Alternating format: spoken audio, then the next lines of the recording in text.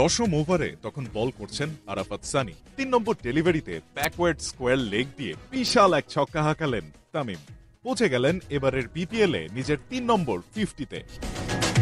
Bat হাতে এবার BPL এর রাজস্বিক সময় কাটাচ্ছেন তামিম। ২২ গজে নামলেই উইলোর মোচড়ে একের পর এক বলকে করছেন সীমানা ছাড়া। ব্যতিক্রম ঘটেনি চট্টলার রাজাদের বিপক্ষেও। এ ম্যাচে নামার আগেই বিপিএল এর এবারের আসরে সর্বোচ্চ রান সংগ্রাহকের তালিকায় শীর্ষে ছিলেন তামিম।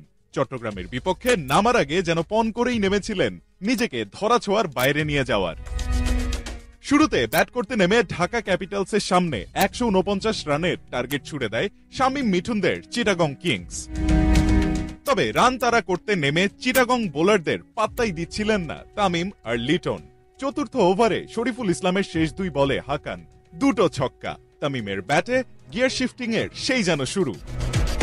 লিটন দাসও একপাশ আগলে রেখে ভালো সঙ্গ দিচ্ছিলেন। ২৮ বলে ২৫ রান করে দলীয় ৭৫ রানে লিটন ড্রেসিং রুমে ফিরে গেলেও দমে যাননি তামিম।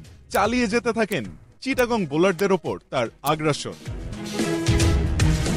৭ ছক্কা ৩-৪-এ সাজানো তার ৫৪ বলে ৯০ রানের অপরাজিত ইনিংসে ভর করেই ১১ বল হাতে রেখে জয়ের বন্দরে পৌঁছে যায় ঢাকা ক্যাপিটালস। আন্তর্জাতিক ক্রিকেটকে বিদায় বলায় জাতীয় দলে আর দেখা যাবে না অভিজ্ঞ ওপেনার তামিম ইকবালকে। তাই চ্যাম্পিয়ন্স ট্রফিতে যাওয়ার আগে বিপিএল এ তানজিদ তামিমের এমন ফর্ম নিঃসন্দেহে আশা যোগাবে টাইগার ফ্যানদের।